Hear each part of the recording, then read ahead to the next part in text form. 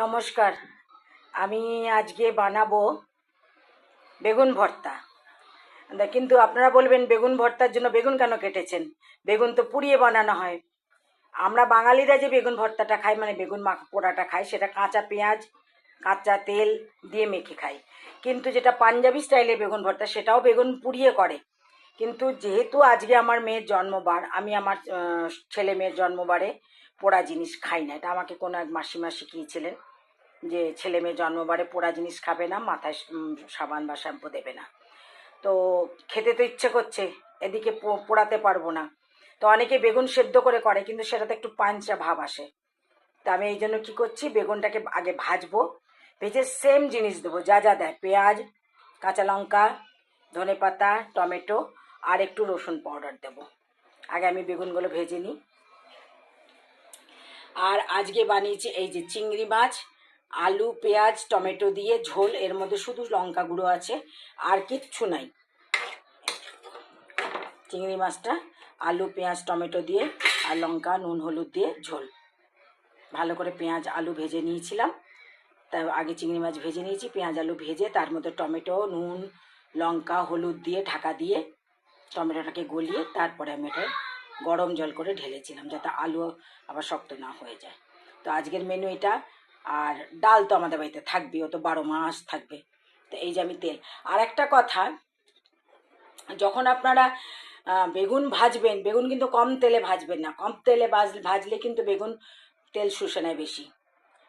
বেগুনটা বেশি তেলে ভাজবেন, তাহলে বেগুন তেল কম শোষে। আমার সব বেগুনগুলো ভাজা হয়ে গেছে। দেখুন তেল কতটুকু আছে। এই কড়াইটা না খুব পাতলা, খুব তাড়াতাড়ি তেল চলে যায়। যতটা তেল দিয়েছিলাম তার থেকেও এতটুকু তেল বেঁচে আছে। এবার এইটাতেই আমি রান্না করব বাকিটা। এবার আমি আগে পেঁয়াজ আর এই কাঁচা লঙ্কাটা ছেড়ে দেবো। ওটা ভাজা ভাজা হয়ে এলে টমেটো আর একটু রসুন পাউডার দিয়ে নুন হলুদ দিয়ে ঢাকা দিয়ে টমেটোটাকে গলাবো। আমার পেঁয়াজটা ভাজা ভাজা হয়ে গেছে। এবার আমি টমেটো দেবো, হলুদ দেবো। বেগুন ভাজাতে নুন আছে, তাই নুনটা আপনারা আন্দাজ করে দেবেন। পেঁয়াজের জন্য আমি জাস্ট একটুখানি নুন দিয়েছিলাম, এইটাতেই টমেটো গলে যাবে। নুন দেবো না এখন, আর হলুদ দেবো, টমেটো দেবো, আর যদি আর একটু রসুন পাউডার দেবো। আর যদি আপনারা আরও ঝাল খান তাহলে আপনারা লাল লঙ্কার গুঁড়ো দিতে পারেন। আমি 3টে কাঁচা লঙ্কা দিয়েছি, আমি আর দেবো না, তবে আমি একটু কাশ্মীরি মির্চের পাউডার দেবো। টমেটো রসুন পাউডার কাশ্মীরি মির্চ পাউডার আর হলুদ দিয়েছি। এবার এটাকে একদম কম আছে, এটাকে আমি টমেটোটাকে গলাবো। তারপর আমি বেগুনটা মিশিয়ে বেগুনটা ভালো করে ভেজে দিয়ে ধনে পাতাটা দিয়ে নামিয়ে দেবো। টমেটো গলে গেছে, মশলা তৈরি। এবার এটার মধ্যে আমি বেগুনগুলো মিশিয়ে দিলাম।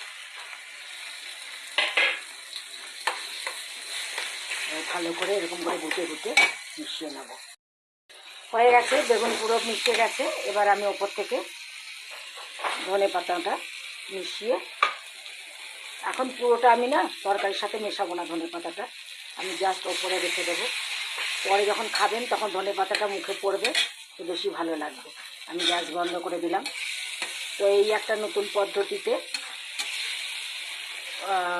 বেগুন ভর্তা শিখে গেলেন আপনারা। কারণ বেগুন ভর্তা বিশেষ মানে শুধু পাঞ্জাবিরা না, এটা নন বেঙ্গলিরা এরকম করেই বেগুন ভর্তা খায়। বেগুনটাকে পুড়িয়ে, আমরা বাঙালিরা যেটা খাই সেটা বেগুনটাকে পুড়িয়ে কাঁচা পেঁয়াজ শুকনো লঙ্কা পুড়িয়ে কাঁচা তেল দিয়ে মেখে খায়, কিন্তু নন বেঙ্গলিরা এরকম করেই খায়। আবার বিহারিদের যে আবার যেটা করে চোখা যেটা করে, সেটার সাথে আবার আলু দেয়। ওরা আলু সেদ্ধ করে, কিন্তু চোখাটাও এরকম টমেটোটাকে ওরা পুড়িয়ে নেয়, চোখা বানায় যেটা, সেটা থেকে কাঁচা পেঁয়াজই দেয় কিন্তু টমেটোটাকে পুড়িয়ে নেয়। তো এই যে তেলটুকু আপনি দেখছেন, এই তেলটা কিন্তু আমরা বেগুন আমি এইটুকু তেলও আমার বেরোয় না। কারণ কি, যদি আমি পুড়িয়ে করি, কিন্তু যেহেতু ভেজে করেছি তেলটুকু বেরিয়েছে। কিন্তু ওদের রান্নায় কিন্তু আরও বেশি তেল থাকে, ভীষণ তেল থাকে ওদের রান্নায়। মানে ঘি দেবে, সর্ষের তেল দেবে। আর এই বেগুন ভর্তাটা সর্ষের তেলেই ভালো লাগে। এটা বিশেষ করে রুটি দিয়ে রাত্রিবেলা খুব ভালো লাগে। আমি তো আজকে ভাত দিয়ে খাবো। আর আপনাদের যদি ভালো লাগে লাইক শেয়ার করবেন। আমি আর সার্ভ করে দেখাবো না, কারণ একটু পরে আমরা খেতে বসবো, তো আর সার্ভ করে দেখাবো না। তো আপনাদের যদি ভালো লাগে লাইক শেয়ার করবেন, সাবস্ক্রাইব করবেন। এই একটা বেগুন ভর্তা, আর এই যে চিংড়ি আলু পেঁয়াজ দিয়ে টমেটো দিয়ে আর লঙ্কা গুঁড়ো, নুন, হলুদ দিয়ে ঝোল। এটাও দারুণ হয়েছে। আপনাদের ভালো লাগলে লাইক, শেয়ার, কমেন্টস করবেন, সাবস্ক্রাইব করবেন। আপনাদের কাছে সবসময় বলে যাচ্ছি, আপনারা উৎসাহ দিলে আমি আরও জিনিস বানানোর উৎসাহ পাবো। আসি তাহলে, নমস্কার।